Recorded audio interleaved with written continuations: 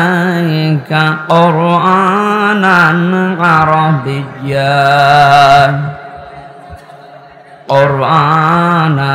عربيا لتنذر أم القرى ومن حولها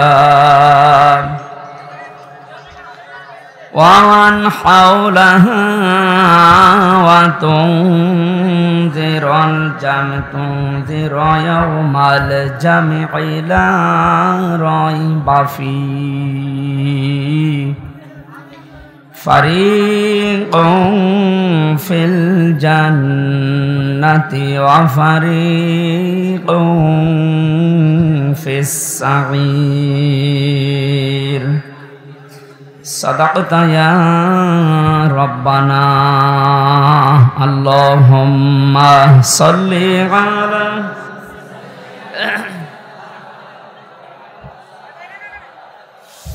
وعلى سيدنا مولانا আলহামদুলিল্লাহ সিরাজগঞ্জ জেলার সলঙ্গা থানার অন্তর্গত সিরাজগঞ্জ রোড বাসী কর্তৃক আয়োজিত বৈষম্য বিরোধী ছাত্র আন্দোলনের শহীদদের আত্মার মাগফিরাত কামনা এবং আহতদের সুস্থতা কামনায় তাফসীরুল কোরআন মাহফিলের স্বনামধন্য সভাপতি জনাব আব্দুল বাকি আল হাদি, প্রধান অতিথি শাইখুল মাশায়েখ, আমাদের অভিভাবক, আমাদের আরাফাতের ভাই আলহাজ অধ্যক্ষ মাওলানা শাহিনুর আলম, চেয়ারম্যান দারুল ইসলাম ট্রাস্ট সিরাজগঞ্জ, জেলা আমির বাংলাদেশ জামাতে ইসলামী সিরাজগঞ্জ জেলা শাখা, এতক্ষণ যারা আলোচনা রাখলেন ইসলামিক চিন্তাবিদ মুফাসসিরে কোরআন, আপনাদের জেলার কৃতি সন্তান জনাব মাওলানা রাকিবুল ইসলাম সিরাজি, আলোচনা রেখেছেন মাওলানা হুসাইন আহমেদ মাহফুজ সহ নামনা জানা অন্যান্য ওলামা ইকরাম, মঞ্চে বসা ওলামা ইকরাম, সামনে বসা মুসলমান ভাইরা, পর্দার আড়ালের সম্মানিতা মা এবং বোনেরা, প্রশাসনের ভাইরা, আর বলা লাগছে না কারণ এটা না হলেও এখন চলছে। 5 তারিখের এই পর থেকে আজকের এই 1 তারিখ পর্যন্ত প্রায় 26-27 দিন হয়ে গেল। এই 26 দিনে যতগুলো অনুষ্ঠান করেছি একটাতেও কোনো পাহারাদার হিসাবে প্রশাসনের কাউকে লাগে না, অথচ কোনো জায়গায় বিশৃঙ্খলা হয়েছে আমি শুনিনি। তার মানে এর আগে এই যে 14 জায়গায় পারমিশনের নামে যে বিরক্ত করা হতো আমাদের, এটা একটা ষড়যন্ত্র। কোরআনে কারীম যেন মানুষ শুনতে না পারে, এর কাছে আসতে না পারে, তার একটা দুর্বিসন্ধি চলছিল। ওইভাবে যদি বারবার বিরক্ত করা হয়, মানুষ আস্তে আস্তে কোরআনের পথ থেকে সরে যাবে। এ বুদ্ধি দিয়েছিল উনি যে বলছিলেন আমার কুষ্টিয়ার একজন, এই লোকটা। এই 15 বছর বহু বুদ্ধি দিয়েছে, তার ভেতরে এই লোকটা একজন। আল্লাহ ধরা শক্ত ধরা ধরেছে ওই রকম করে। সুতরাং প্রশাসনের ভাইরা যারা এসেছেন আজকে, সবাইকে নিয়ে আল্লাহর দরবারে শুকরিয়া জানাই, যিনি আমাদেরকে কোরআন শোনার জন্য একটা শান্ত পরিবেশ তৈরি করে দিলেন। যদিও এখন শান্ত থাকার কথা না, কারণ এখন বৃষ্টি কাদার সময়, কখন বৃষ্টি নেমে পড়ে বলা যায় না। আল্লাহ আমাদের কিছু সময় যেহেতু এ পরিবেশ ফিরিয়ে দিয়েছেন, বলেন আলহামদুলিল্লাহ। কারো গুরুত্বপূর্ণ কথা আছে? আর এই আমার চাইতেও যদি গুরুত্বপূর্ণ কথা থাকে কোরআনের উপরে, তাহলে 30 সেকেন্ড সময় দিলাম, একটু বলেন দেখি। বলেন, আছে? এরপরে যদি কথা বলেন আপনারা এই জায়গায় তুলে দেবেন অবশ্যই ইনশাআল্লাহ। কোন জেলায় আসলাম? ঠিক আছে, আপনি একটু সতর্ক থাকবেন। এটা ইবাদত চলছে, এখানে বহু গুরুত্বপূর্ণ মানুষ আছে। তারা যে সময়টা এখানে দিচ্ছে, এই সময়টা বাইরে দিলে দুনিয়ার কিছু সম্পদ তাদের উপায় হতো। কথা বলে না কেন? এই যে ডাক্তার যারা বসে আছে বিভিন্ন, এই ডাক্তারগুলো যদি এখন অপারেশন করতো, ব্যবসায়িক কাজ যারা করে মোবাইলের মাধ্যমে, কম্পিউটারের মাধ্যমে, এরা যদি বাড়ি বসে বসে এখন এই সময়টা কাজে লাগাতো, বহু টাকা পয়সা উপায় করতে পারতো। কিন্তু এসেছে এই কারণে, কারণ এটা এখন সাধারণ অনুষ্ঠান না, এটা একটা ইবাদত। এটা কি চলছে বলেন তো? নিজের কর্মজীবন সব বাদ দিয়ে যদি নামাজ ইবাদত মনে করে আপনি যেতে পারেন 15 মিনিটের জন্য, এখানে 1 ঘন্টা সময় দিচ্ছেন, এইটাও নামাজের মতো ইবাদত। আফদালুল ইবাদাতি তিলাওয়াতুল কোরআন। নবীজি জানিয়েছেন যত নফল ইবাদত আছে সবচাইতে উত্তম নফল ইবাদত আল্লাহর কাছে কোরআনের আলোচনা।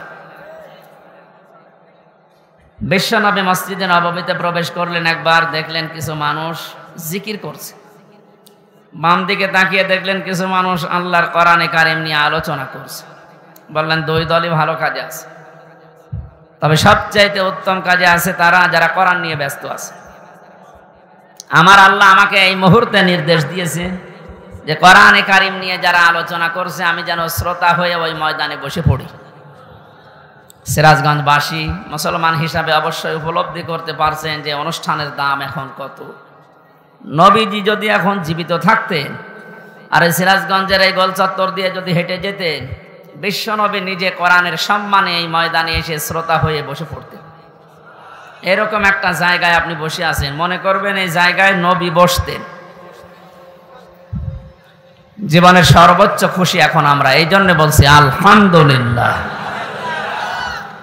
বৈষম্য বিরোধী ছাত্র আন্দোলনের শহীদ, প্রথম শব্দটা লিখেছেন আপনারা শহীদদের আত্মার মাগফিরাত কামনায়। এই যে শব্দটা অনেক দামি শব্দ। শহীদ এক যাকে তাকে বলা যায় না। আমি ব্রাহ্মণবাড়িয়া থেকে আসার সময় দেখি রাস্তার পাশে এক কবরে ব্যানার টাঙানো আছে, শহীদ ধীরেন্দ্রনাথ দত্ত। হ্যাঁ, এই যে কোরআন শরীফ আমার সামনে, সত্য কথা বলছে।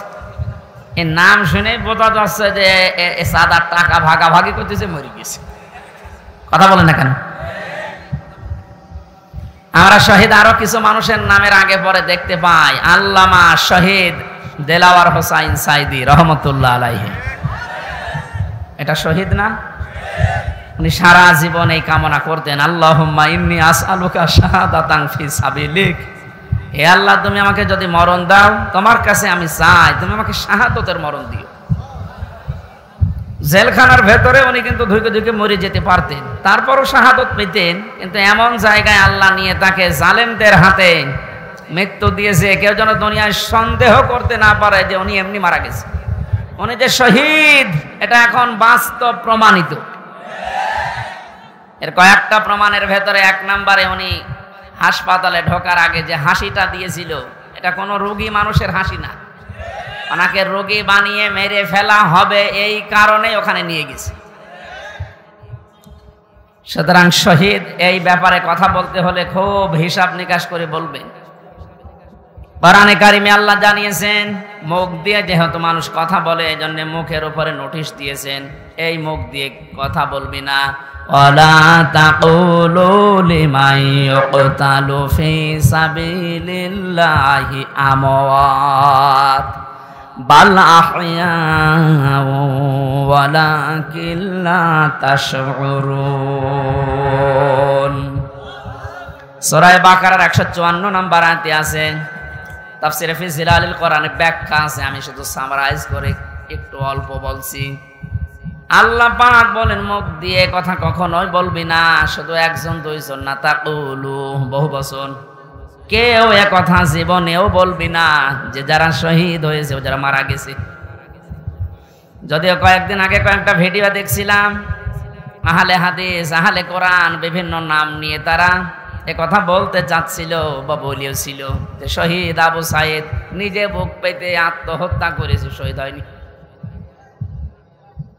আমি গতকালকে আবু সাইদের কবর দেখে আসলাম, কত বর্ষ দিন। সিরাজগঞ্জবাসী, শুধু আপনাদেরকে না রেকর্ড হচ্ছে, এটা তামাম দুনিয়ার মানুষকে বলছি, শহীদদের ব্যাপারে কথা বলতে হলে হিসাব করে বলবেন, কারণ আল্লাহ নিজে এটা মুখের উপরে নোটিশ জারি করে দিয়েছেন, কথা বলা যাবে না। বাল আহইয়া, আল্লাহ বলেন ওরা জীবিত, ওরা কি ওয়ালাকিন লা তাশউরুন, কিন্তু তোমরা টের পাও না। শহীদ আবু সাইদের এই আত্মদান, জীবন দানের মাধ্যমে যত মানুষ উদ্বুদ্ধ হয়েছে, যার কারণে আজ এখানে বসে আমরা কথা বলতে পারছি। আপনি কি মনে করেন এই ময়দানটা এত সহজ না? আজকের এই অনুষ্ঠানের জন্য কারো পারমিশন লাগে নাই, অথচ 5 তারিখের আগে অনুষ্ঠান করতে 14 জায়গায় বলা লাগতো। যাদের সাথে ঘৃণায় কথা বলা যায় না, মানুষ মনে করা যায় না, এই মানুষের কাছেও বলা লাগতো ভাই একটু লিখে দেন। কথা বলে না কেন? আমি কেন বললাম যে ঘৃণা লাগতো ওদের সাথে কথা বলতে? আমি এমনি বলি নাই। কোরআনে কারীম জানিয়েছে, ইন্নাল্লাযীনা কাফারু মিন আহলিল কিতাবি ওয়াল মুশরিকিনা ফি নারি জাহান্নামা খালিদিনা ফিহা উলাইকা হুম শাররুল বারিয়া। আয়াতের ভেতরে আল্লাহ যে কথা জানিয়েছেন, নিশ্চয় যারা কিতাব পেয়েছে, আমরা যারা মুসলমান কিতাব পেয়েছি না পাইনি? আমাদের কিতাবের নাম বলেন। ইহুদিরা দাবি করে ওরাও কিতাব পেয়েছে তাওরাত, খ্রিস্টানরা দাবি করে ওরাও কিতাব পেয়েছে ইনজিল। 104 খানা সহিফা কিতাব মিলিয়ে আল্লাহ পৃথিবীতে দিলেন। এজন্য যারা কিতাব পেয়েছে, কিতাব পাওয়ার পরে যে মানুষগুলো কুফরি করে, তার মানে কিতাবের কথা জানার পরও গোপন করে রাখে।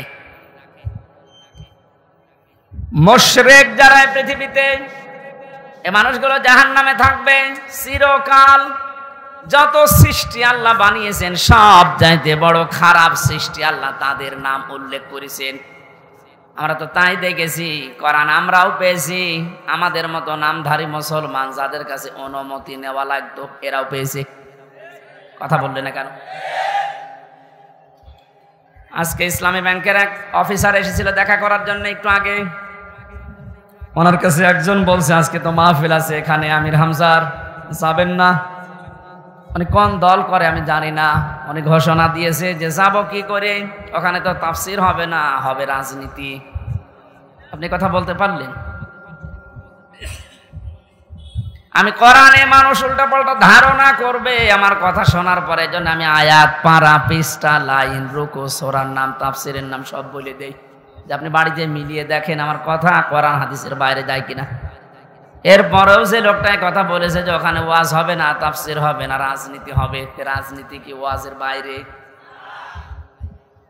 রাজনৈতিক জীবনে যারা ভুল করছেন, কোরআন আর হাদিস বাদ দিয়ে যারা রাজনীতি করে জাহান্নামে যাচ্ছেন, আপনাকে তো আমার বাঁচানো লাগবে। আপনি আরো বন্ধু মনে করে আসবেন তাড়াতাড়ি না, উল্টা পাল্টা ফতোয়া দিয়ে নিজেও আসেন না, মানুষের মনও সন্দেহ তৈরি করেন। যিনি কথা বলেছেন তিনি ভুল পথে আছেন। আপনি এখন যদি তাওবা না করেন যে ওখানে গেলে রাজনীতি হবে, তাফসীর হবে না, আপনি যদি একথা সজ্ঞানে বলে থাকেন, আপনার ঈমান নষ্ট হয়ে গেছে। কারণ রাজনীতি এই শব্দটা কোরআনে নেই। বলেন, শুধু তাসবিহ আদায় করার জন্য, শুধুমাত্র নামাজ পড়ার জন্য, জিকির করার জন্য যদি আল্লাহ আমাদেরকে বানাতেন, তাহলে পুরা কোরআন শরীফে প্রায় 9 জায়গায় কথাটা আছে, সাব্বাহা লিল্লাহি মা ফিস সামাওয়াতি ওয়া মা ফিল আরদ। আসমান আর জমিনে যা আছে সব সৃষ্টিগুলো আমি আল্লাহর তাসবিহ আদায় করছে। তো মানুষকে সৃষ্টি করার পরে তারাও তাসবিহ আদায় করছে, কথা আল্লাহ কোরআনে দেয়নি। মানুষকে আল্লাহ কেন দিয়েছেন এই পৃথিবীতে? ইন্নী জাইলুন ফিল আরদি খলিফা, অবশ্যই জমিনে আমি প্রতিনিধি পাঠাবো, খলিফা। কি পাঠাবো? বলেন বলেন। তো কেন সৃষ্টি জগতের নাম বললেন? যে জমিন আসমানে যা আছে সবাই আল্লাহর তাসবিহ পড়ছে, আর মানুষ বানানোর আগেই তিনি বললেন আমি জমিনে পাঠিয়েছি খলিফা। এই আয়াত দুইটা সামনে রাখলে বোঝা যায় মানুষকে জিকির করার জন্য, তাসবিহ পড়ার জন্য আল্লাহ বানায়নি, আল্লাহ বানিয়েছে প্রতিনিধি হিসাবে। আপনি প্রতিনিধি হিসাবে যদি এসে থাকেন, আপনার যদি ওই যোগ্যতা না থাকে, তাহলে প্রতিনিধি আপনাকে অবশ্যই নির্বাচিত করা লাগবে। কথা বলে না কেন? এই যে প্রতিনিধি নির্বাচিত করা লাগে, আল্লাহ যেটা করে দেখিয়েছেন, এই এদিকে তাকান, এই নির্বাচিত, নির্বাচন এই শব্দগুলো কোরআনে কারিম থেকে নেওয়া। আল্লাহ পাক বলেন হুয়া জিতাবাকুম ওয়া মা জাআলা আলাইকুম ফিদ্দীনি মিন হারাজ। তিনি আল্লাহ যিনি তোমাদেরকে নির্বাচিত করেছেন। কি করেছেন? নির্বাচিত কখন করা হয়? যখন নির্বাচন হয়।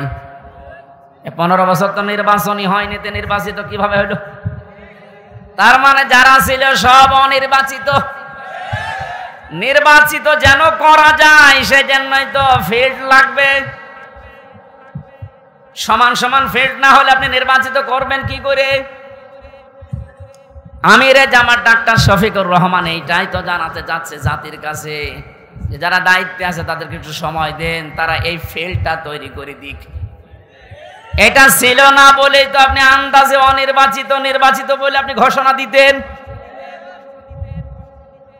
ফিল্ড যদি তৈরি না হয় আপনি তো আবার ওইভাবে দিনের ভোট রাতে করে বলবেন আমিও নির্বাচিত। 4-5 দিন আগে এদেরকে দিয়ে একটা ষড়যন্ত্র চলছিল। নির্বাহী আদেশের মাধ্যমে আইন মন্ত্রণালয় থেকে যারা দায়িত্বে আছে বিনা ভোটে, বিনা নির্বাচনে 900 ভোটে যে মানুষগুলো আন্দাজে নির্বাচিত হয়েছি বলে ঘোষণা দিয়েছিল, একবারে উপজেলা চেয়ারম্যান, মেয়র সব বাদ দিয়ে দিয়েছে। ওই মানুষগুলো শুরু করেছিল না আমরা তো নির্বাচিত। কিসে নির্বাচিত? তোমাকে ফিল্ড তৈরি করেছিলে। আমার তো মনে হয় এদেরকে যারা সাহায্য সহযোগিতা করেছে এই ভোটে দাঁড়ানোর মাধ্যমে নাম দিয়ে, এরা অপরাধী, কারণ এরা নির্বাচিত করতে দেয়নি। এজন্য এ দলও আছে, ও দলও আছে, সব দিকে আছে। জাতীয় পার্টির নাম ধরে বলছি এদের শাস্তি আরো বেশি হওয়া দরকার। কেউ রাজি হয় না আর তুমি আগে আগে চলে গেলে মানে। আল্লাহ বলছেন হুয়া জিতাবাকুম, তিনি নির্বাচিত করেন। নির্বাচন না হলে উনি নির্বাচিত করবে কি করে? আর নির্বাচিত করার জন্য আল্লাহ প্রতিনিধিদের মাধ্যমে এটা তৈরি করেছেন। আমরা এখন নির্বাচিত করব কাদের, সেই কথা আল্লাহ কোরআনে দিয়েছেন। আমার নিজেরও মনে হচ্ছে যা বলছি সবই তো রাজনীতি। আসলে এইটাই রাজনীতি। আপনি যেটা করতেন কোরআন হাদিস বাদ দিয়ে ওটা দুর্নীতি। আর আমি কোরআন দিয়ে যেটা প্রমাণ দিয়ে বলছি আপনাকে বাঁচানোর জন্য, এইটাই আসল রাজনীতি। কাকে নির্বাচিত করবেন? কোরআনে কারীম জানিয়েছে সূরা নিসা 5 নম্বর পারার 6 নম্বর পৃষ্ঠার 9 নম্বর লাইনের 59 নম্বর আয়াতে আছে, প্রথম অংশে পাবেন। এটা তাফসিরে ইবনে কাসিরেও আছে, ফি জিলালিল কোরআনেও আছে। ব্যাখ্যাগুলো লম্বা করে বলতে গেলে সময় যাবে আর কণ্ঠ পারবে না, এজন্য আমি খুব সামারাইজ করছি, বোঝার জন্য বলছি। ইয়া আইয়ুহাল্লাযীনা আমানু আতিউল্লাহা ওয়া আতিউর রাসূলা ওয়া উলিল আমরি মিনকুম। এখানে আলেম বসে আছে, যারা এখানে বসেন কোরআন হাদিস তারা একটু খেয়াল করবেন, যারা বসেন না তারা আরো অ্যাক্টিভ হবেন যেন বাড়ি যেয়ে মিলাতে পারেন। আল্লাহ ডাক দিয়েছেন ইমানদারেরা আমার আনুগত্য করো, আমার রাসূলের আনুগত্য করো। আর তোমাদের ভেতরে যারা উলিল আমর, নেতৃত্ব দেয়, নেতা যারা, তাদেরকেও মেনে চলো। প্রশ্ন আমার এখানে, আতিউ এটা ফেল, ভার্ব, এটা ক্রিয়া। এই শব্দটা আল্লাহ নিজের নামে, রাসূলের নামে দিয়েছেন, কিন্তু উলিল আমরের আগে দেয়নি। এই কথা বলেন না কেন? শুধু জি বলা না, এটা নিয়ে যাওয়া লাগবে যা একটা বাড়িতে। তাহলে ওই যেই লোক ইসলামী ব্যাংকের অফিসারের কাছে বলেছে যেখানে রাজনীতি হবে, ও জীবনের কথা বলবে না।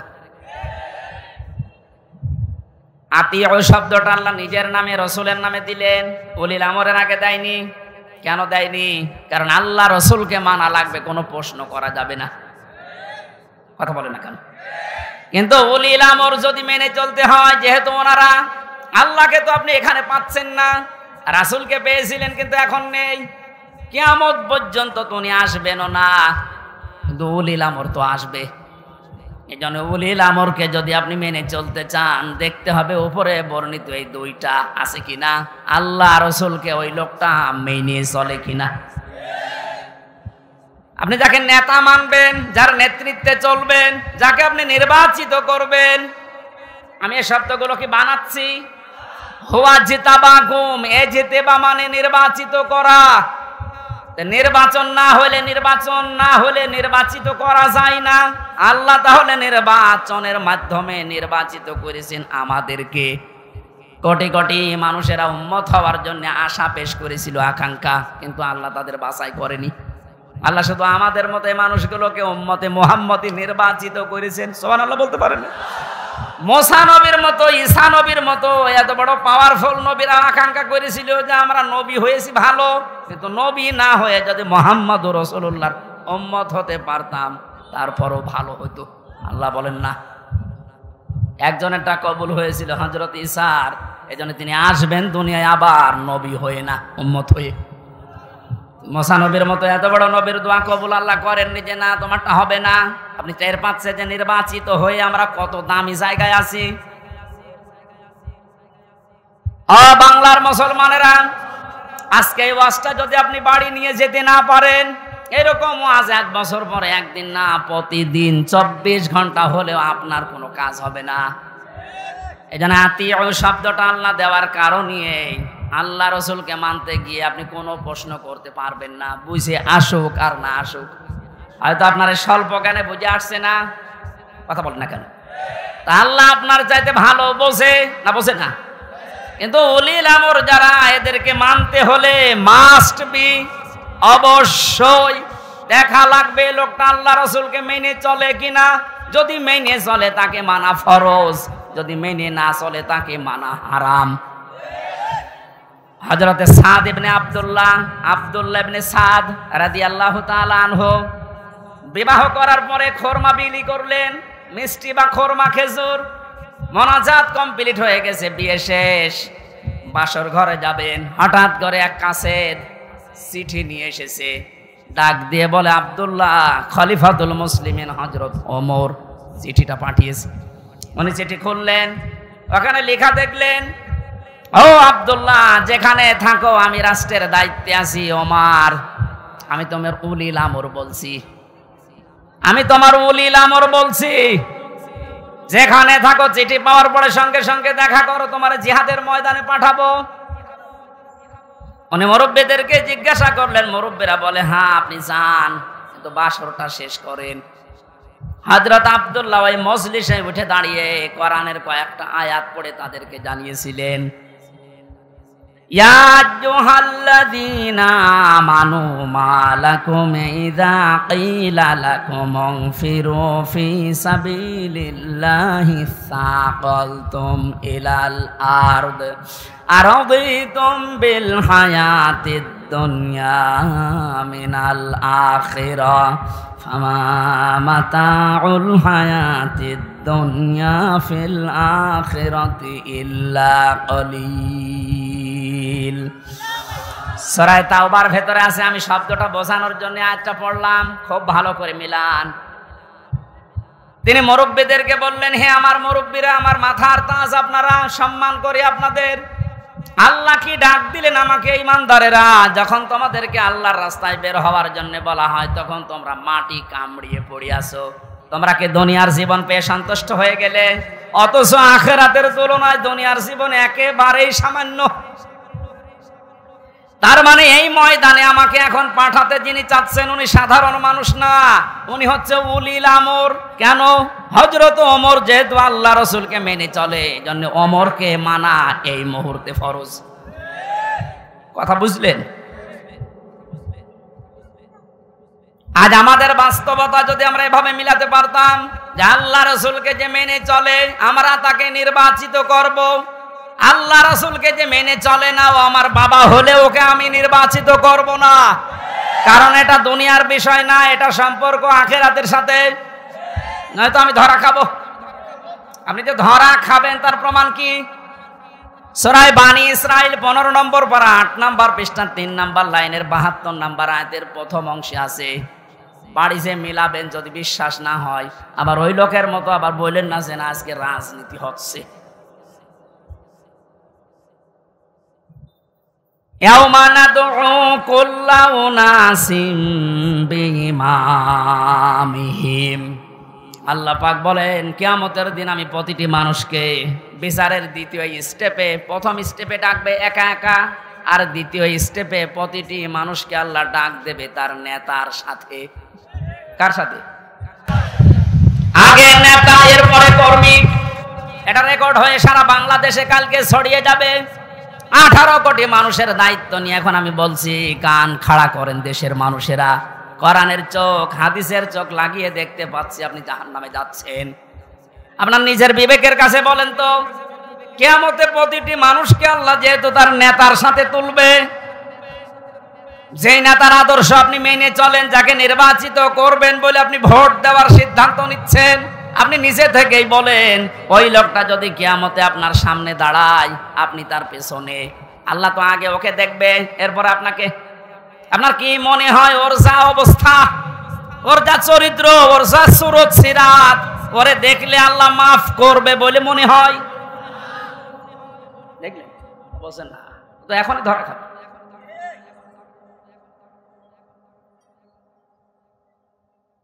আপনি নিজে এখনই বললেন যে আমি যার পেছনে আছি, অন্তত যাকে নির্বাচিত করতে চাই বলে সিদ্ধান্ত নিচ্ছি, ভোট দেব বলে আমি মনে মনে করছি, এই লোকটার সাথে কিয়ামতে আল্লাহ ডাকলে আমারে মাফ করবে না, নিজেই বলল।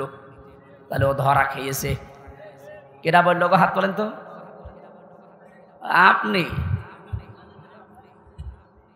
আপনি যেন ধরা না খান, এই জন্যই তো আয়োজন। রাজনীতি মনে করে আপনি আসলেনই না, আপনি তো ধরা আরো বেশি খাবেন। পাগলকে যদি বলা হয় নৌকা নাড়াবি না, ও বলে আমার মনে ছিল না। আরে ভাই, আমি তো আজকে কবরের ওয়াজ করবো বলে এসেছিলাম, আপনি কি মনে করে দিলেন? মনে যখন করে দিয়েছেন, আপনাকেও বাঁচাতে হবে, আমারও বাঁচতে হবে। এই জন্য উলিল আমর মানার ক্ষেত্রে খুব সতর্ক। এটা দুনিয়ার বিষয় না, এটা রাজনীতি মনে করবেন না, এটা আপনার আখিরাত জড়িত। আল্লাহ তুমি আমাকে যেভাবে বুঝিয়েছো কোরআনে কারীম, সবাইকে ওই সহজ ভাবে বোঝার তৌফিক দাও। তাহলে নির্বাচিত এই শব্দটা কোরআনে আছে না নেই? তিনিই নির্বাচিত করেন তোমাদেরকে তার দ্বীনের জন্য, এবং দ্বীনের উপরে চলতে গিয়ে যত বাধা আছে সব বাধাগুলো আল্লাহ নিজের থেকে দূর করে দেন। এই হুয়ার ফাইল আল্লাহ নিজে। জেলা আমির সাহেব যেটা ইঙ্গিত দিয়েছিলেন যে অনেকের ইমানে 15 বছরে প্রায় নড়বড়ে হয়ে গিয়েছিল, এটা সেলখানার অন্ধ প্রকোষ্ঠে থাকলে আরো বেশি হয়ে যায় অনেকের। আমারও প্রায় কি হচ্ছে, এত কিছু হয়ে গেল, কিছুই করেন আল্লাহ। আল্লাহ বলেন দ্বীনের উপরে যদি সত্যই টিকে থাকতে পারো, যত বাধা বিপত্তি ঝড় ঝাপটা আসবে আল্লাহ নিজে ওইটা দূর করে দেবে। এটা যে আল্লাহ নিজে দূর করে দিয়েছে, আমরা অনেকে মনে করছি ছাত্রদের কারণে, না, আল্লাহ নিজে দায়িত্ব নিয়ে এ পাথর সরিয়েছে। ছাড়া এ পাথর সরানোর জন্য শুধু এ ছাত্ররা না, আল্লাহ যদি নিজে দয়া না করতো কখনো এ জালেম পালাইতো না। ওর মনের ভেতরে আল্লাহ এত ভয় তৈরি করে দিয়েছে, দলীয় লোকগুলোকে বলিয়ে যাবে সে সময়ও পায়নি। মাঝখান থেকে এই পাগলরা এখন বিপদে আছে। আমার মনে হচ্ছে পাগলগুলো বেশি অত্যাচার করেছিল এই যে হারুন আঙ্কেল।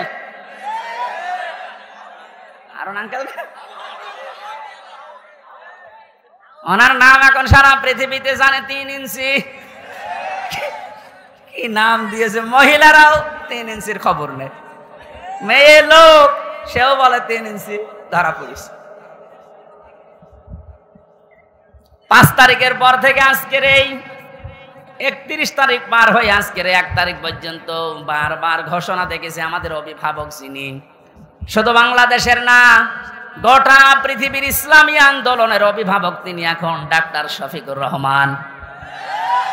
দূর থেকে উল্টাপাল্টা ধারণা করতে পারেন যে কি এমন উনি জেনারেল শিক্ষিত একটা ডাক্তার। আরে ভাই, তার ইখলাস জানেন, তার তাকওয়া জানেন, তার ইবাদতের খবর জানেন। আমি ছিলাম তার সাথে 4টা দিন। আমার তো মাঝে মাঝে মনে হয় পৃথিবীতে কেউ যদি জিন্দা ওলি দেখতে চায়, ওই আস্তালায়, গাছতলায়, বসতলায় যারা বসে আছে বটতলায়, ওরা আল্লাহর ওলি না। আল্লাহর ওলি দেখতে চাইলে আপনি ওই লোকটার দিকে তাকিয়ে থাকবেন, ওটা জিন্দা ওলি। তার ইবাদতের মারটা আপনি খোঁজ পাবেন না। এই যে সকাল বেলায় এই 65 বছরের একটা মুরব্বী মানুষ, সকাল বলতে রাত 4:30টার সময় ডাক দেয়, ওই সময় হাতে হ্যান্ডকাপ দিয়ে পায়ে বেড়ি দিয়ে কোর্টে নিয়ে যাচ্ছে। তবে 1-2 কিলোমিটার না, এই কাশিমপুর থেকে একেবারে কোর্ট পর্যন্ত যাওয়া আসা করতে প্রায় 7-8 ঘন্টা সময় লেগে যায়। এত কষ্ট স্বীকার করে রাত 8টা 9টা 10টার সময় ওনারে নিয়ে আসতো। ওনার যেন দেরি হয়, যেন ওনার কষ্ট হয়। ঘরে আসার পরে দেখতাম, বলতাম মুরব্বী খাবার খাবেন না, ঘুমিয়ে পড়েন। আমারে বলছে হামজা ঘুমাও। যত পাশেই ছিলাম মাঝে মাঝে জিজ্ঞাসা করতাম যে এত কষ্ট করে আসলেন, ঘুমাবেন না? আমারে বলছে ঘুমাও, আমি এখন কিছু সময় আল্লাহর জিকির করব, দরুদ শরীফ পড়ব। 2-2.5 ঘন্টা ঘুমিয়ে যে মানুষটা রাত 9:30 10টার সময় কোর্ট থেকে এসে 2 ঘন্টা 2.5 ঘন্টা পর্যন্ত ঘুমিয়ে এরপরে তাহাজ্জুদের নামাজে, হাফেজ কিনা আমি জানি না, যতটুকুই পড়তো এরপরে সেজদায় পড়ে যেত। 40-45 মিনিট 1 ঘন্টা দেখি সেজদায় পড়ে আছে। ভোর পর্যন্ত যার সাদা দাড়িগুলো, সাদা চুল সব সাদা হয়ে গেছে, টপ টপ করে পানি পড়তো, শুধু হাত তুলে সেজদার পরে বসে আছে। আমার তো সেজদা লাগে 1.5 মিনিট 2 মিনিট, আর ওনার সেজদা লাগতো 45 মিনিট 1 ঘন্টা। 1.5 ঘন্টা কেটে যেত এক সেজদায়। আমার 12 রাকার তাহাজ্জুদ মিলে মাত্র 1.5 ঘন্টা ওনার এক সেজদায় চলে যেত। বাকি তাকওয়ার খবর তো বাস্তবে আপনি টের পাননি। প্রতি সোমবার বৃহস্পতিবার রোজা রাখার নিয়ম। কয়জন মহারথী আছে এখানে আমল করে? সারাটা জীবনে আমল করতে করতে আসতেছে, খালি ধারণা করে দূর থেকে, হ্যাঁ কি জানে, এত ডাক্তার মানুষ। তার যে এলেমের বহর, একটা জেনারেল মানুষ হয়ে কোরআনে কারিম এরকম গভীর গভীর কথা বলা আমি বিশ্ববিদ্যালয়েও পাইনি। আরে ভাই, আমি তো ভার্সিটিতে শেষ করে আসলাম, আমাদের বহর তো আমি দেখেছি। ডাক্তার মানুষের কাছে থেকে কোরআনে কারিমের শব্দের এত গভীরে যেতে পারতেন আমি দেখেছি বাস্তবে। যে জীবনে ওই রকম কথা আমি কোনোদিন শুনি নাই। অনার্স মাস্টার্স করেছিলাম, তো এক একটা শব্দ যখন বলতেন, এমন এমন শব্দের অর্থ নিয়ে আসতেন যে কোনোদিন কল্পনাও আসে না যে শব্দের ভেতরে থাকতে পারে। দিনের ওপরে চলতে গিয়ে কোন বাধা আল্লাহ নিজের থেকে দূর করে দেয়, রাখেন না। এটা আমি আগে জানতাম না, ওই সময় জেনেছি। আল্লাহ পাক বলেন, তোমাদেরকে যেহেতু আল্লাহ নির্বাচিত করেছে লক্ষ লক্ষ কোটি কোটি উম্মত থেকে, সুতরাং তোমাদের দাম কম না, অনেক বেশি। তোমাদের পরে ঝড় ঝাপটা বিপদ আপদ আসবে, আল্লাহ জানে, কিন্তু আসলে আল্লাহ থাকতে দেবে না, স্থায়ী হতে দেবে না। আল্লাহ নিজে দায়িত্ব নিয়ে ওই ঝড় ঝাপটা বিপদ আপদ তার নিজের দায়িত্বে দূর করে দেবে। আল্লাহ এইটাই করে দিয়েছে। এই কথা বলে না কেন? নাই তাই 15 বছরে কত মহারথী তো চেষ্টা করলো, সব চেষ্টায় প্রায় বিফল হয়ে গেছে। ছাত্র আন্দোলনের নামে যারা নেমেছিল এ মানুষগুলোর সাথে মাস্ট বি আল্লাহ আবাবিল পাঠিয়েছিল। জালেমদের মনের ভেতরে আল্লাহ ভয় তৈরি করে দেন। এ দায়িত্ব কার? আরো জোরে। এটা তৈরি করেন কাদের কারণে?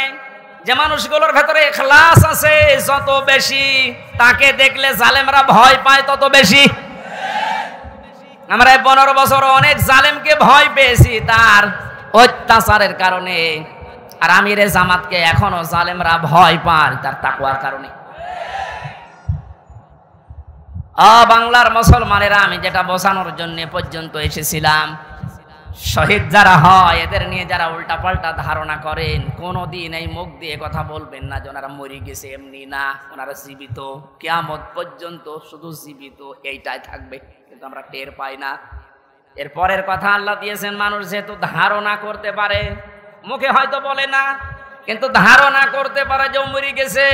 আল্লাহ ধারণার উপর নোটিশ দিয়েছেন, ওয়ালা তাহসাবান্নাল্লাযীনা কুতিলু ফি সাবিলিল্লাহি আমওয়াতা বাল আহইয়াউন ইনদা রাব্বিহিম ইরযাকুন। সূরা আলে ইমরান 4 নম্বর পারা 11 নম্বর পৃষ্ঠা 9 নম্বর লাইনের 169 নম্বর আয়াত। এটা তাফসীরে কাবীরে পাবেন। আল্লামা ফখরুদ্দিন রাজি রহমাতুল্লাহ আলাইহি ব্যাখ্যা করতে গিয়ে লিখেছেন, ওই পৃথিবীর মানুষেরা মুখ দিয়ে তো বলবেই না, অন্তরে যেন এ ধারণাও কোনোদিন না আসে যে শহীদরা মরে গেছে। এটা ধারণাও করা যাবে না। বালা হিয়াউন, বরং তারা জীবিত, বরং তারা কি, আরো জোরে, ইনদা রাব্বিহিম ইরযাকুন, তারা তাদের রবের কাছে খাবার খাচ্ছে। শহীদ আবু সাঈদের বাড়িতে গিয়েছিলাম, যে গরিব মানুষ, 6টা ছেলে ওনার, এটাই ছোট।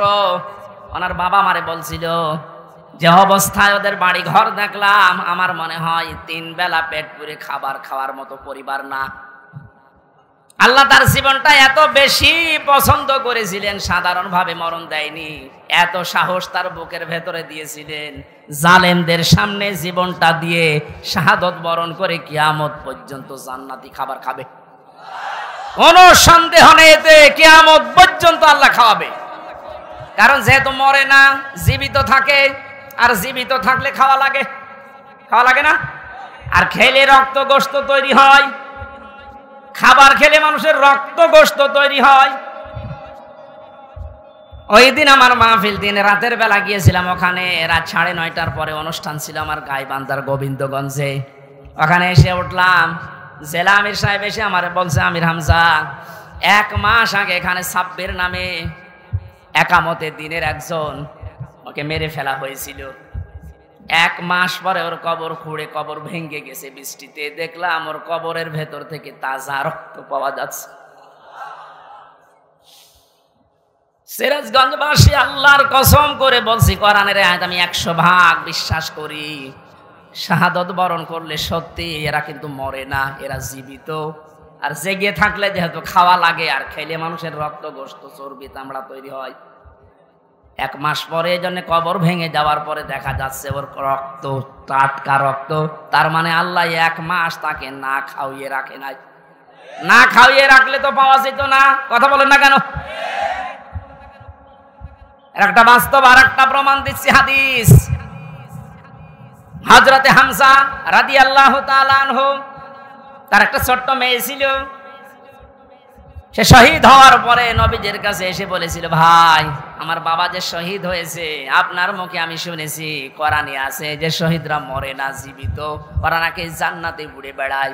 আমার বাবা যে শহীদ হয়েছে জীবিত, আমি এটা দেখতে চাই। নবীজি বললেন, বোন আমার, কি করে দেখাবো এখানে তোমাকে? হঠাৎ করে ছোট মেয়েটা আকাশের দিকে তাকিয়ে বলছে, আব্বু আমি এখানে। নবীজি বলছেন, বোন কাকে ডাক দাও? বলছে, আব্বু ওই যে পাখা লাগিয়ে কার সাথে যেন উড়তেছে। বিশ্ব নবী বলেন, বোন আমার, ওটা দুনিয়া না, ওটা জান্নাতের ভেতরে তোমার বাবা জান্নাতের পাখি হয়ে উঠতেছে। এই লোকটাকে 70 টুকরা করা হয়েছিল। এক লজ্জা স্থান কেটে 3 টুকরা করেছে। বিভিন্ন জায়গায় ছড়িয়ে ছিটিয়ে দিয়েছে, উহুদের ময়দানে, পাহাড়ি এলাকায়। সাহাবায়ে কেরাম তার লাশ টুকরা টুকরা গুলো এনে যখন এক জায়গায় করলেন, কয়েকটা টুকরা আর পাওয়া যায়নি, এমন দূরে দূরে তারা ফেলে দিয়েছে। নবীজি নিজের চাদরটা দিয়ে হযরতে হামজাকে ঢেকে দিলেন। মাথা থেকে হাঁটু পর্যন্ত ঢেকেছিল হাদিস এটা, পার বেরিয়ে থাকে, ঢাকা যায় না। আল্লাহর নবী মুহাম্মদুর রাসূলুল্লাহ নিজে সাহাবীদেরকে দিয়ে পাহাড়ি এলাকার লতা পাতা দিয়ে তার পাটা ঢেকে দিলেন, কবরে রাখলেন। যেহেতু জানা তার জন্য কাফন দাফনের জন্য ধোয়ানোর কোনো লাশ ধোয়ানোর সিস্টেম নেই, শহীদরা মরে গেলে ধোয়ানো লাগে না, যেভাবে ইন্তেকাল করবে, শাহাদত বরণ করব, ওইভাবেই কবর দেওয়া লাগবে। কারণ কিয়ামতের দিন উনি ওইভাবে আল্লাহর সামনে উঠে দাঁড়াবে। আপনি যদি দেখবেন আবু সাঈদ কিয়ামতে যখন উঠবে, 4টা গুলি লেগেছে যেখানে যেখানে, ওইটা নিয়ে দাঁড়াবে ঠিক ওইভাবে। আল্লাহ জিজ্ঞাসা করবে, আবু সাঈদ তোমার শরীরে এতগুলো গুলি, রক্তের দাগ কেন? বলবে, আমি জালেমদেরকে হটানোর জন্য, মানুষের অধিকার প্রতিষ্ঠার জন্য চেষ্টা চালিয়েছিলাম। শেষ পর্যন্ত জালেমরা আমার বুকে, আমার পেটে, আমার মুখের উপরে গুলি লাগিয়েছে। যে সমস্ত জায়গায় গুলি লেগেছে, ওই জায়গাগুলো একেবারে জিন্দা নিয়ে তোমার সামনে আমি হাজির হয়ে গেছি। হযরতে হামজাকে আল্লাহর নবী কবরে রাখলেন। ডাক দিয়ে বলেন হামজাকে, রব্বুল আলামিন, এই যে আমার চাচাকে আমি কবরে রাখলাম, এখন পর্যন্ত আমার চাচার উপরে আমি রাজি আছি, খুশি আছি। মাবুদ, আমি তোমার গোলাম হয়ে বলছি, তোমার রসুল হয়ে দাবি করছি, আমার চাচা হামজার উপরে তুমি রাজি হয়ে যাও। নবীজি বলেন, যদি আমি রাজি হয়ে গেছি, আল্লাহ তুমি রাজি হয়ে যাও। আল্লাহ দেরি করবে? দেরি যে করে না, এই আয়াত তার প্রমাণ তাফসিরে পেয়েছি আমি। ওনাকে কবর দেওয়ার 30 বছর পর কবরটা ভেঙে গিয়েছিল। মদিনা একটা ঢল হওয়ার কারণে দেখে রক্ত ভেসে আসতেছে পানির ভেতরে। ওই সময় হযরতে হামজার সাথে যারা ছোট বয়সে যুদ্ধ করেছিল তারা এখন মুরব্বী হয়ে গেছে। রক্ত অনুসন্ধান করতে করতে গিয়ে দেখে 30 বছর আগে মুহাম্মদুর রাসূলুল্লাহর চাচা হযরতে হামজাকে ওরা যেখানে যেখানে আঘাত করেছিল তরবারি দিয়ে, ওই জায়গাগুলো দিয়ে ফিনকি দিয়ে রক্ত বের হচ্ছে। বাংলার মুসলমানেরা ভালোভাবে মিলান, আল্লাহ যে আহয়াউন দিয়ে শেষ করেননি, ইনদা রাব্বিহিম ইরযাকুন, তারা তো জীবিত এবং খাবার খায়। উনি যে খাবার খেয়েছে তার প্রমাণ 30 বছরের তাজা রক্ত। কথা বলেন না কেন? এই জন্য কোনোদিন এই ধারণা করবেন না যে যারা শহীদ হয়ে গেল এরা মরে গেছে, বলবেন তো নাই, ধারণাও করা যাবে না। এই শহীদদের আত্মার মাগফিরাত আল্লাহ ওদেরকে এমনিতেই মাফ করে দিয়েছে। কারণ কি? আলিয়াকুলামাল্লাহুল্লাযীনা আমানু ওয়া ইয়াত্তাখিযা মিনকুম শুহাদা আল্লাহু লা ইউহিব্বুজ জালিমিন। রব্বুল আলামিন বলেন, কিছু মানুষকে আমি সাধারণভাবে মরণ দিতে চাই না। যার ঈমান এবং যার অ্যাক্টিভিটিস কাজকর্ম আমার কাছে পছন্দ হয়, ওই মানুষটাকে আমি আল্লাহর শাহাদতের মরণ দিয়ে ধন্য করে দেই। আর জেনে রাখো আয়াতের শেষের কথা, আল্লাহু লা ইউহিব্বুজ জালিমিন, কোন জালেমকে আমি ভালোবাসছি না, বাসবো না। এটা মোজারে বর্তমান ভবিষ্যৎ, প্রেজেন্ট ফিউচার। এজন্য জালেম যারা, তাদের কপাল বড় খারাপ। আপনার দুনিয়াও শেষ, আখিরাত তো শেষই। আমি দোয়া করলেও হবে না জালেমদের জন্য, কারণ আল্লাহু লা ইয়াহদিল কওমাজ জালিমিন, জালেমদেরকে আল্লাহ হেদায়েত দিচ্ছে না, দেবে না। আমরা আর যাই করে যেন জালেম হয়ে না যায়। এই শব্দটা যেহেতু খুব গুরুত্বপূর্ণ, জালেম। আজ অনেক জালেম বিদায় নেওয়ার পরে এখন অনেকে নব্য জালেম হওয়ার জন্য চেষ্টা চালাচ্ছে। গতকালকে চুয়াডাঙ্গার একটা খবর শুনলাম, আমি কোরআনের আয়াতের সাথে মিলিয়ে আশ্চর্য হয়ে গেছি। জালেম বিদায় নিল, এ জালেম আসলো কোত্থেকে? সূরা বাকারার 114 নম্বর আয়াতটা। এই এদিকে তাকান। ওমান আযলামু মিম্মান মানাআ মাসাজিদাল্লাহি আইয়ুযকারা ফীহা ইসমুহু ওয়া সাআ ফী খারাবিহা ইলা আখির আয়াত। ওরা কোরআনে কারীম থেকে দার্স দিচ্ছিল, এক জালেম এসে বলছে এটা বন্ধ করো, এটা মসজিদের ভেতরে রাজনীতি চলবে না। আমি মিলিয়ে দেখলাম কোরআনে কারীমের আয়াত আল্লাহ মনে হয় ওর নাম দিয়েই নাযিল করেছে। আমান আযলাম, আল্লাহ বলেন বড় জালেম দেখতে চাও? আমি আল্লাহর দৃষ্টিতে সবচাইতে বড় জালেম ওই লোকটা, মিম্মাম মানাআ মাসাজিদ আল্লাহ, যে লোকটা আল্লাহর মসজিদের ভেতরে নিষেধ করে, আইয়ুযকারা ফীহা ইসমুহু, তার নামের জিকির করতে, তার নামের আলোচনা করতে আল্লাহর ঘর মসজিদে যারা নিষেধ করে এরা আল্লাহর দৃষ্টিতে বড় জালেম। আমরা মনে করছি জালেম হয়তো বিদায় হয়ে গেছে, না, এখনো নব্য জালেম তৈরি হচ্ছে। এজন্য জালেম যদি কেউ হয়ে থাকেন, বুঝে হন আর না বুঝে হন, থামেন, আপনার কপালে আগুন লাগবে।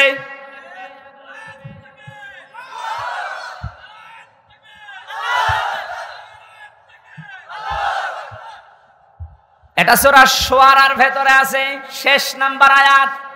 আল্লাহ বলেন অতি শীঘ্রই জালেমরা তাদের পরিণতি, তাদের আশ্রয়স্থল দেখতে পাবে। এই জালেমরা যেমন আজ দেখতে পাচ্ছে, এত বড় দরবেশ কেউ দেখলাম জুলুম করার ফল কি? দাড়ি কেটেও বাঁচতে পারে না। আল্লাহ বলেন জালেমদেরকে আমি ধরি, কারণ জালেমের বিরুদ্ধে আমার মামলা। কার মামলা? শব্দটা লক্ষ্য করেছেন? জালেমের বিরুদ্ধে হামজা মামলা দেবে না, জালেমের বিরুদ্ধে মামলা দেবে কে? ডাক্তার শফিকুর রহমান আজকেও ঘোষণা দিয়েছে কুষ্টিয়ায় যে আমরা সবাইকে সাধারণ ক্ষমা করে দিলাম, কিন্তু যে পরিবারগুলো অত্যাচারিত হয়েছে তারা যদি এখন অত্যাচারের প্রতিশোধ নিতে গিয়ে কিছু করে, ওইটার জন্য আমরা দায়ী না। শব্দটা তো আসলে ঠিক, কারণ ওয়াইন আকাবতুম ফাআকিবু বিমিসলি মা উকিবতুম বি। আল্লাহ বলেন যতটুকু অত্যাচারিত হয় প্রতিশোধ অতটুকু নিতে পারবা। আমার তো যতটুকু মনে হচ্ছে এতটুকু নিলেও জালেমরা দুনিয়ায় টিকে থাকতে পারবে না। আপনাকে ব্যারিস্টার আরমানের মতো 8 বছর যদি মাটির নিচে ওই কবরের ভেতরে রাখা যায়, আপনি যত বড় জালেম হন এমনি মরে যাবেন। আল্লাহ তো বলেছে যতটুকু করেছে অতটুকু করো, আপনি পারবেন?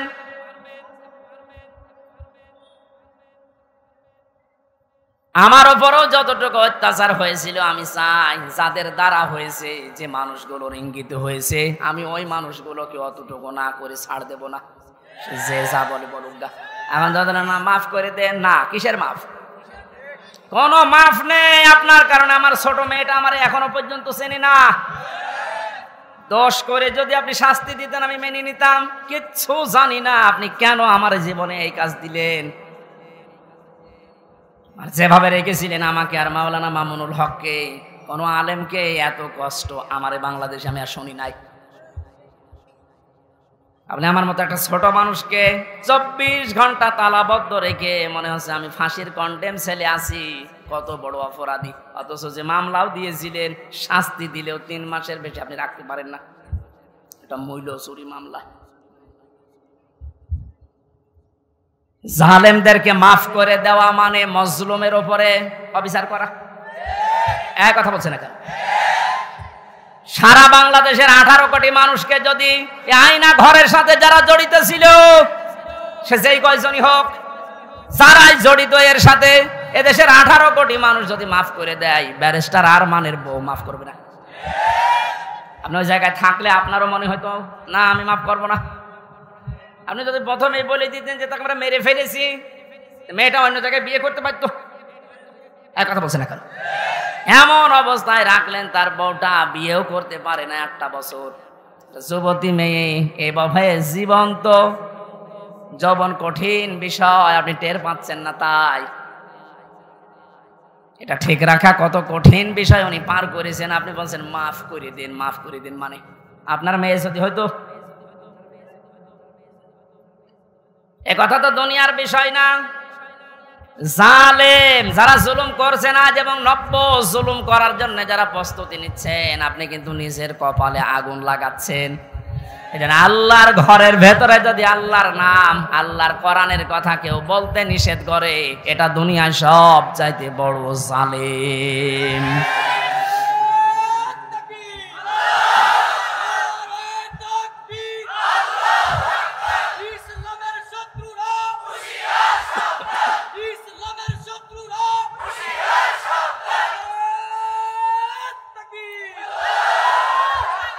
এবার একটা কঠিন আয়াত বলছি, খুব ভয়ঙ্কর এটা। আমি যে জালেম জালেম জালেম বলছি বারবার, কেন জানেন? কারণ জালেমদের বিরুদ্ধে আল্লাহ নিজে অভিযোগ দায়ের করবেন, নিজে মামলা ঠুকে দেবেন। ইন্নামাস সাবিলু আলাল্লাযীনা ইয়াযলিমুনান নাস। সূরা শুরার 42 নম্বর আয়াত প্রথম অংশে আছে, আল্লাহ পাক বলেন অবশ্যই আমি আল্লাহ নিজে মামলা দেব জালেমের বিরুদ্ধে, যারা মানুষ হয়ে মানুষের উপরে জুলুম করেছে, অত্যাচার করেছে। এজন্য বাংলার জালেমেরা আপনার দুনিয়ার জীবন শেষ, আর আখিরাত তো আপনি আল্লাহর মামলার আসামি। যিনি বিচারপতি, যিনি রায় দেবেন, তিনি যদি মামলার বাদী হয়, আপনি তো একেবারে সরাসরি খালাস পেয়ে যাবেন। বলেন না কেন? আমার মামলার যারা আসামি, বাদী ছিল, যারা আমার মামলার যারা বাদী ছিল, তারা টাকা পয়সা বহু খেয়েছে আকিস গ্রুপের কাছ থেকে। গত পরশু দিন আকিসের মালিক আমারে বলছে, হুজুর আপনাকে আমরা চাকরি দিয়েছিলাম আমাদের মসজিদের খতিব হিসাবে, ওই শয়তানরা আপনাকে পেছে ফেলে আমাদের কাছে কয়েক কোটি টাকা 5 তারিখের আগ পর্যন্ত নিয়েছে। যদি 5 তারিখ না আসতো ওরা এখনো টাকা নিত। আমার মামলার আয়োজক লোকটা মেজানুর রহমান, টেকের হাটে বাড়ি। আমার মনে হয় ওরে পেলে পিটিয়ে মানুষ জনগণ মেরে ফেলবে। আর বাকিগুলোর নাম একবার বলেছিলাম, ওই কুষ্টিয়ার এক মাহফিলে।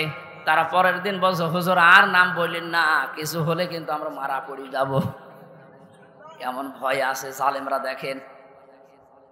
তবে এই যে লোকটা, এই লোকটা 5 তারিখের আগের দিন 4 তারিখ রাত্রে টাকা নিয়েছে, এই মামলার আয়ুটা ও এখন নাই, থেমে গেছে। আমার মনে হয় 5 তারিখ বাংলাদেশে না আসলেও শয়তান এখনো টাকা নিত।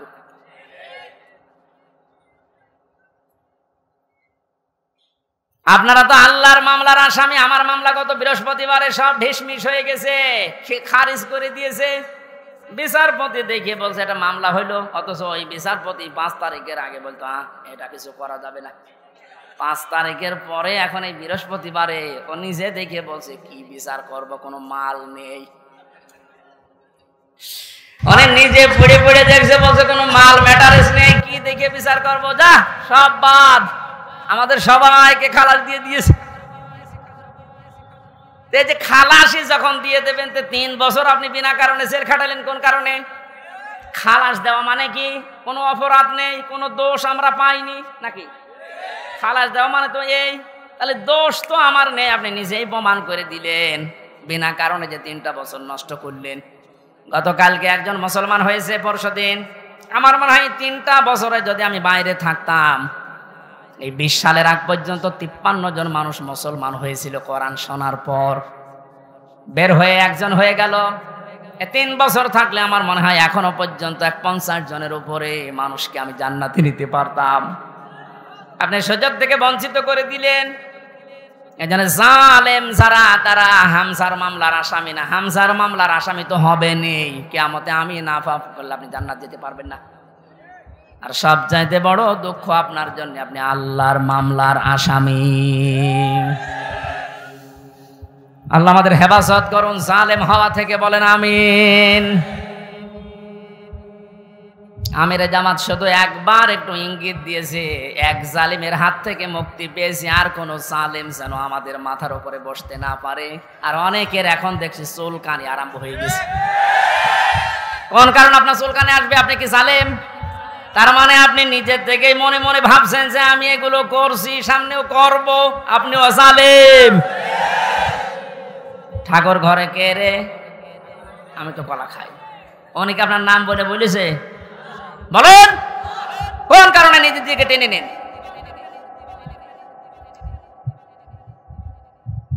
পাপ যদি পূর্ণ হয়ে যায় তখন কিন্তু আল্লাহ আর ছাড় দেয় না। ওয়ালা ইয়াহসাবান্নাল্লাযীনা কাফারু আন্নামা নুমলি লাহুম খায়রুল লিআনফুসিহিম ইন্নামা নুমলি লাহুম লিয়াজদাদু ইসমা ওয়া লাহুম আযাবুম মুহিন। কাফেররা ধারণা করে আমাদের চেয়ার যে বসে আছি, ক্ষমতার চেয়ার, এর নড়ন চড়ন নেই, এটা মনে হয় আল্লাহ ভালোবেসে আমাদেরকে দিয়েছে। আল্লাহ বলেন না, ওরা মনে করে আমাদের কল্যাণের জন্য এই চেয়ার, আমরা যা করছি সবই তো বৈধ। আল্লাহ বলেন তোদেরকে তোদের পাপের বোঝাটা পরিপূর্ণ করার জন্য আমি আল্লাহ এই চেয়ারে বসিয়ে রেখেছি। ওরা সর্বশেষ পাপের বোঝা পরিপূর্ণ করেছে ইসলামী আন্দোলন, একামতে দিন, জামাত ইসলামকে নিষিদ্ধ করার মাধ্যমে। এটা না করলে পাপের বোঝা পরিপূর্ণ হচ্ছিল না। যেই শয়তানগুলোর পরামর্শ এটা করেছিল, শয়তান এখন সব ডিম খাচ্ছে, সবগুলো ডিম খাচ্ছে, পচা ডিম। কথা বলে না কেউ? লিয়াজদাদু ইসমা, ওদের পাপের বোঝা 5 তারিখের আগ পর্যন্ত পূরণ হয়নি। যেই করেছে 1 তারিখে, 4 তারিখের ভেতরে আল্লাহ সব কমপ্লিট করে। আল্লাহুম আযাবুম মুহিন, ওদের জন্য অপমানজনক শাস্তি। এর চাইতে আর কত অপমান হবে বলেন? বলছিলেন না জানছিলামের যে কেক মারছে, আমার মনে হয় আমরাও সুযোগ পাচ্ছি না। সুযোগ পেলে আমরাও 2-1টা দিতাম, কারণ আপনারা যা করেছেন আমার সাথে। কম বেশি এই দেশে যদি 10 জন আলেমকে পরিস্থিতির দিক থেকে, এলেম আমল না, শুধু পরিস্থিতির দিক থেকে 10 জন মানুষকে সারা বাংলাদেশে চেনে, তার ভেতর আমি একজন। এটার ভেতর থেকে শুনতে শুনতে আসে যে হামজা বলে একজন আছে। গাড়িতে আসার সময় মায়ের কোলে বসে বসে কি খাচ্ছে, চিপস খাচ্ছে, আর বলছে ওই যে হামজা যাচ্ছে। তার মানে ও পেটের ভেতরে শুনিয়ে এসেছে যে হামজা নাম একজন আছে। এইরকম একটা পরিচিত মানুষের সাথে আপনি আমার মাজায় দড়ি দিয়ে, মায়ের ভেতরে বেড়ি দিয়ে, তাও ডান্ডা বেড়ি, হাতের ভেতরে আপনি হ্যান্ডকাপ দিয়ে, কালো কাপড় দিয়ে চোখ বেঁধে, আপনি 11 ঘন্টা টাঙিয়ে রাখলেন, আপনি মানুষ। আবার যখন দড়ি দিয়ে টেনে নিয়ে যেত আদালত প্রাঙ্গণে, মনে হতো তো ছাগল টেনে নিয়ে যাচ্ছে।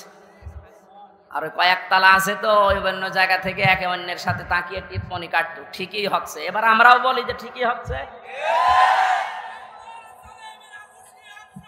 ওই আপনি সব বলেন, আপনি সব বলেন।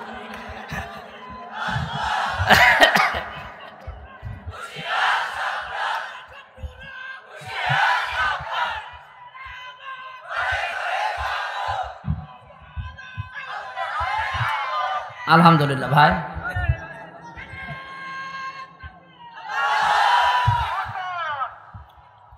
আমাদের মুরব্বী আমাদের মাথার তাজের কথা মতো আপনাদেরকে আমরা মাফ করে দিলাম, কিন্তু আপনারা যা করেছেন, কোরআন হাদিস পড়ে যা বুঝছি, আল্লাহ আপনাদের মাফ করবে না, আল্লাহ নিজে আপনাদের বিরুদ্ধে মামলা দেবে। এখানে জালেম যারা এবং জালেম এখন যারা নতুন করে হচ্ছেন, আপনারা আল্লাহর মামলার কেসের আসামি। খুব গুরুত্বপূর্ণ বিষয়, এটা খেয়াল করে জীবন চালাবেন। যে মানুষগুলোর আত্মার মাগফিরাত এবং রূহের আহত মানুষদের সুস্থতায় কামনায় তাফসীর মাহফিলের আয়োজনে, বিশাল আয়োজনে যারা আঞ্জাম দিয়েছে, যারাই খেদমত করেছে এত বড়, আল্লাহ প্রত্যেককেই তাদের মনের কামনা বাসনা পূরণ করুন। আমরা বারবার বলছি, আমরা কিন্তু এখনো পর্যন্ত বিজয় অর্জন করতে পারি নাই, আমরা শুধুমাত্র স্বাধীন হয়েছি কেবল। আমরা জুলুম মুক্ত হয়েছি, এখনো পুরোপুরি না, ষড়যন্ত্র তো থেমে নেই। এই জন্য আসল বিজয় হবে তখন যখন দেখব কোরআনে কারিম দিয়ে 56,000 বর্গ মাইল চলছে। কারণ এই দেশটায় 53 বছরে বাবা চালিয়েছে, স্বামী চালিয়েছে, চাচা চালিয়েছে, বুবু চালিয়েছে, ভাবি চালিয়েছে, সবই আমি না দেখিয়ে মুরব্বীরা দেখেছে। এক কথা বলে না কেন? শুধুমাত্র এখন দেখতে বাকি আছে এইটা দিয়ে চললে কেমন লাগে, এইটা দিয়ে যেন সংসদ চলে, দেশটা চলে, দেখতে চান না?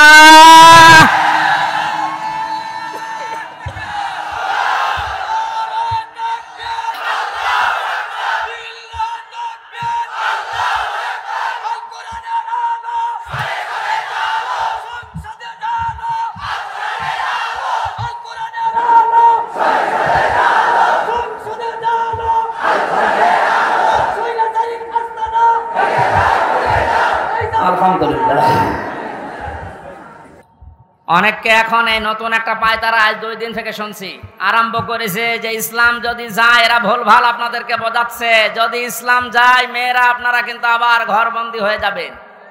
এই জুজুর ভয় দেখিয়ে লাভ নেই, মেয়েরা এখন বুঝতেছে। আপনি স্ট্যাটাস গুলো পড়েন ফেসবুকে, অধিকাংশ মেয়েরা এখন বলতে চাচ্ছে ইসলাম আসলে আমরা মায়ের কোলে থাকবো। আমিরে জামাত ঘোষণা দিয়েছে, যদি আল্লাহ আমাদেরকে কবুল করেন, মেয়েরা যে নিরাপত্তা পাবে, কিয়ামত পর্যন্ত এই দেশের মেয়েরা ভুলতে পারবে না যে আবার কোরআন বাদে অন্য কিছু আসুক। আমরা ওইটা দেখাতে চাই, দেখাবো ইনশাআল্লাহ। কোরআনের সূরা সূরা, সূরা মানে সংসদ, সূরা মানে কি? যেহেতু সংসদ নির্বাচন সামনে আসছে, সংসদ নির্বাচন করার জন্য যে 7টা পদ্ধতি আছে, 7টা গুণ দেখে দেখে নেতা নির্বাচন করা যায়, ওই কথাগুলো আল্লাহ সূরা সূরার ভেতরে দিয়েছেন। আমরা মাত্র একটা আয়াত পড়েছি, আয়াতের নাম্বারও 7। কত? আমরা সবকিছু বাদ দিয়ে সরাসরি কোরআনের আয়াতে যাচ্ছি। আল্লাহ পাক বলেন, ওয়াকাযালিকা আওহাইনা ইলাইকা, আমি এইভাবেই করে হে নবী আপনার প্রতি ওহী নাযিল করেছি। এই আয়াত নাযিল করা দেখে বোঝা যাচ্ছে এর আগেও আল্লাহ বিভিন্ন নবীদের উপরে ওহী দিয়েছিলেন নাকি? ধারাবাহিকতায় বিশ্ব নবীও পেয়েছেন। আল্লাহর নবীকে আল্লাহ যেটা দিলেন কোরআনান আরাবিয়্যা, নবীকে যে আল্লাহ ওহী দিয়েছেন তার নাম আরবি কোরআন। কি কোরআন? এই ভাষাটা যেহেতু আমাদের মাতৃভাষা না, এই জন্য আমাদের কাছে একটু কঠিন লাগে, কিন্তু পৃথিবীতে সবচাইতে সহজ ভাষা আল্লাহ জানিয়েছেন আরবি ভাষা। ওহী যেহেতু কোরআনে কারীম আরবি ভাষায় এসেছে, মুসলমানেরা আমাদেরকে এখন ইমানের দাবি অনুযায়ী আরবি ভাষায় শুদ্ধ করে কোরআন শিখতেই হবে, মাস্ট বি। আমি অনেক পীর সাহেবের মুরিদ, অনেক ইসলামী আন্দোলনের ভাইদেরকেও দেখেছি কোরআনে কারিমের কাছে যে ওরা দুর্বল। শুদ্ধ করে কোরআন পড়া বোঝার যে সিস্টেমগুলো চালু আছে, এটা 100 ভাগ এখন আমাদের ফলো করা লাগবে। আমি যতটুকু দেখতেছি প্র্যাকটিক্যাল লাইফে, যে রিপোর্টগুলো পূরণ করা হয় প্রতিদিন 3 আয়াত 5 আয়াত 10 আয়াত আপনি যা পড়বেন, শুদ্ধ করে পড়বেন, বুঝবেন এবং এটা লিখে রাখবেন। এই সিস্টেম যদি কেউ 4 মাস 6 মাস 1 বছর পালন করতে পারে, আস্তে আস্তে তার শুদ্ধ হয়ে যাবে। আর এটা হওয়ার জন্য দেশে একটা বিশ্ববিদ্যালয় আছে, তার নাম জামাতে ইসলামী। আমি অন্য কোন জায়গায় এসে সিলেবাসটা পাইনি। আপনি যা যা করেছেন সবগুলো পয়েন্ট আকারে ওখানে লেখা লাগে। আপনার জীবন এমনি পরিশুদ্ধ হয়ে যাবে। নিজেকে যদি পবিত্র করতে চান, পরিশুদ্ধ করতে চান, ফিরে আসেন। আহ্বান জানাচ্ছি, দাওয়াত দিচ্ছি। নয়তো আবার বলবেন যে আল্লাহ আমি দাওয়াত পাইনি। এই জন্য দাওয়াত দিয়ে দিলাম। যদি বিশ্ববিদ্যালয়ে পড়ার ইচ্ছা থাকে, আপনি মূর্খ মানুষ হন, অসুবিধা নেই। বিশ্ববিদ্যালয়ে যদি পড়াশোনা করার মন মানসিকতা থাকে, ইচ্ছা থাকে, বাংলাদেশ জামাতে ইসলামীতে আপনি যোগ দিয়ে পড়া দেখবেন বিশ্ববিদ্যালয়ের মতো। আপনার জীবন ঠিক ওই ধাঁচে গড়ে তুলবে। একটা মানুষ সব দিক থেকে পারদর্শী হয়, অথচ লোকটা দেখেন ডাক্তার। আজকে কুষ্টিয়াতে ভাষণ দেওয়ার সময় তিনি উদাহরণ দিচ্ছিলেন। উনি কিন্তু একটা সার্জন ডাক্তার, অপারেশন করতেন। তার মানে ডাক্তারি লাইনে উনি সর্বোচ্চ। কোরআনে কারিমের লাইনে তো আমি নিজে দেখেছি তার জ্ঞানের বহর এবং শুদ্ধ। হাদিসের লাইনে উনি পাণ্ডিত্য অর্জন করেছে অনেক আমাদের মতো হাজারো আলেমের চাইতেও বেশি। ইংরেজিতে বক্তব্য দিচ্ছে, অনেকে আছে ইংরেজি বক্তব্য দূরের কথা, ইংরেজির নাম শুনলে ভয় পায়। কথা বলছে না কেন? চারিদিক থেকে জ্ঞান অর্জন করার জন্য লোকটাকে যে জায়গা থেকে তুলে নিয়ে এসেছিল আল্লাহ, ওখানে যদি এতদিন থাকতেন বড় নাস্তিক হয়ে যেতেন ইনুর মতো। সেখান থেকে আল্লাহ তুলে এনে কত বড় দায়িত্ব দিয়েছে তার মাথার উপরে। এই জন্য এই বিশ্ববিদ্যালয়ে আপনিও ভর্তি হতে পারেন, এখনো সুযোগ সময় আছে। আপনাকে আমরা জান্নাতে নিয়ে যেতে চাই বিশ্ববিদ্যালয়ে ভর্তি হওয়ার মাধ্যমে। সাফ কথা বলছি, জীবনে গুনাহগার যদি হয়ে থাকেন, গুনাহ অল্প স্বল্প যাই থাক, যদি একামতের দিন কায়েম করা লাগবে দিন, এই আন্দোলনের সাথে একনিষ্ঠভাবে ইখলাসের সাথে লেগে থাকতে পারেন, আমি কোরআন হাতে নিয়ে গ্যারান্টি দিতে পারি আল্লাহ আপনাকে জাহান্নামে দেবে না। সূরা সফের আয়াত। আবার বলছি, ইসলামী আন্দোলন যদি দুনিয়ায় করেন, একামতের দিন কায়েম করার জন্য ইখলাসের সাথে অ্যাক্টিভিটিস নিয়ে যদি ময়দানে থাকেন, কায়েম হলে ভালো, না হলেও আপনার অসুবিধা নেই। আপনাকে আল্লাহ জাহান্নামে দেবে না, হ্যাঁ জান্নাতেও দেবে না কয়েকটা কারণে। তার ভেতরে 1 নাম্বার, আপনি যদি মা বাবার সাথে বিয়াদবি করে থাকেন জান্নাত পাবেন না। আর এই বিশ্ববিদ্যালয়ে আসলে মা বাবার সাথে বিয়াদবি করার কোনো রাস্তা খোলা নেই। সবগুলো একেবারে ট্রেনিং দিয়ে দিয়ে ওই পর্যায়ে নিয়ে যাওয়া হয়। মানুষের মতো মানুষ হওয়ার জন্যে, দেশ প্রেমিক মানুষ হওয়ার জন্যে এই দেশে ওপেন বলছি, ইসলামী ছাত্র শিবির ছাড়া কোনো রাস্তা খোলা নেই। আপনি যদি চ্যালেঞ্জ দিতে চান, নিয়ে আসেন অন্য সংগঠনগুলো, আমি একটা শিবিরের ছেলেকে নিয়ে যাব, তামাম দুনিয়া সব নিয়ে আসেন। 100 ভাগ না হলে আমি 99 ভাগ গ্যারান্টি দিতে পারি। ওদের চরিত্র যদি 100 ভাগের 10 ভাগ ঠিক হয়, এর চরিত্র 100 ভাগের 70 ভাগ ঠিক থাকবে। আল্লাহ রাব্বুল আলামিন কোরআনে কারীমকে যেহেতু ওহী হিসাবে আরবি ভাষায় দিয়েছেন, এখানে শুনলাম একটা মাদ্রাসা আছে। আমি যে বাড়িতে ছিলাম তিনি বলছিলেন আপনাদের একটা সুযোগ আছে আল্লাহর এই ওহীকে শিক্ষা করার জন্য, এরকম মাদ্রাসায় আপনি ভর্তি হয়ে যান যে বয়সে থাকেন। কোরআন শুদ্ধ করা ছাড়া, কোরআন পড়া ছাড়া আল্লাহর নিকটবর্তী হওয়া যাবে না। ইমাম মালিক বলেছিলেন, মাবুদ তোমার প্রিয় হওয়া যায় কিভাবে? 100 বার তিনি আল্লাহকে স্বপ্ন দেখে একই কথা বলেছিলেন যে তোমার প্রিয় হওয়া যায় কি করে? আল্লাহ পাক বলেন, ইমাম মালিক কোরআন পড়ো, কোরআন পড়ো। উনি বারবার প্রশ্ন করতেন, আল্লাহ বুঝে পড়বো না বুঝে পড়বো? আল্লাহ পাক বারবার জবাব দিয়েছেন, বুঝে পড়ো না বুঝে পড়ো, শুদ্ধ করে পড়ো, তার তিলের সাথে পড়ো, আমি আল্লাহর প্রিয় পাত্র হয়ে যাবে। এজন্য আমরা যেহেতু মালিকের প্রিয় হতে চাই, এজন্য আমাদের শুদ্ধ করে মাস্ট বিয়েটা পড়া শেখাই লাগবে। আল্লাহ রাব্বুল আলামিন এর পরে বলেন, লিতুনযিরা উম্মাল কুরা ওয়া মান হাওলাহা। হে নবী, এই কোরআন দিয়ে আপনি মক্কার এবং মক্কার আশেপাশে যা আছে, এই আশপাশ বলতে তামাম দুনিয়া বুঝিয়েছেন আল্লাহ। তাফসীর ইবনে কাসিরে লিখেছে আমান হাওলাহা মানে সমগ্র পৃথিবী। সুতরাং এখন নবী নেই, উনি থাকলে এই কাজটা করতেন। সৌদি আরব থেকে বাংলাদেশে এসে আপনাদেরকে সতর্ক করতেন। এই সতর্ক বাণী পড়া কোরআন শরীফে আছে 500টা। কয়টা? সবচাইতে বেশি যেই বিষয়টা দিয়ে মানুষ সতর্ক হতে পারে তার নাম কিয়ামত। কারণ এইটার জবাবদিহিতা যতদিন পর্যন্ত আপনি উপলব্ধি করতে না পাবেন যে কিয়ামত হবে, আল্লাহ বলেন না তুনজিরা ইয়াউমাল জামিউ লা রাইবা ফি, ওই দিন সম্পর্কে সতর্ক করো যেদিন সম্পর্কে কোনো সন্দেহ নেই, সন্দেহের অবকাশ পর্যন্ত নেই। মানুষের জীবন পরিচ্ছন্ন হওয়ার জন্য 8টা মাধ্যম আছে, তার 1 নাম্বার মাধ্যম এইটা যে যত বেশি জবাব দিতে হবে, আল্লাহর দরবারে দাঁড়াতে হবে, এরকম টেন্ডেন্সি যত বেশি তৈরি করবে তার জীবন তত বেশি পরিচ্ছন্ন হবে। খলিফাতুল মুসলিমিন হযরত আবু বকর সিদ্দিক রাদিয়াল্লাহু তাআলা আনহুকে তার স্ত্রী উম্মে রোমানা ডাক দিয়ে বললেন, স্বামী আমার, বাইতুল মালে যিনি দায়িত্বে আছে খাজানচিতে, অর্থমন্ত্রীকে আপনি বলেন আগামী মাস থেকে যেন আগামী মাসের যে বেতন আছে ওটা যেন অ্যাডভান্স আমাদেরকে দিয়ে দেয়। উনি বললেন, কেন? ছেলে আপনার পায়েস খেতে চেয়েছে, পায়েসের টাকা আমাদের কাছে নেই। চলে গেলেন বাইতুল মালে, ডাক দিয়ে বললেন আমার কিছু টাকা পয়সা লাগবে, যেহেতু এ মাসের টাকা আমি নিয়েছি, আগাম মাসের টাকা আমার অ্যাডভান্স দিয়ে দেন। বাইতুল মালে যিনি দায়িত্বে ছিলেন তিনিও ওই রকমই তেল মারা মানুষ না। তিনি ডাক দিয়ে বললেন, খলিফা, টাকা আমি আপনাকে আগাম মাসের দিতে পারি, আপনি আগামী মাস পর্যন্ত বেঁচে থাকবেন, ওইটা লিখে দেন।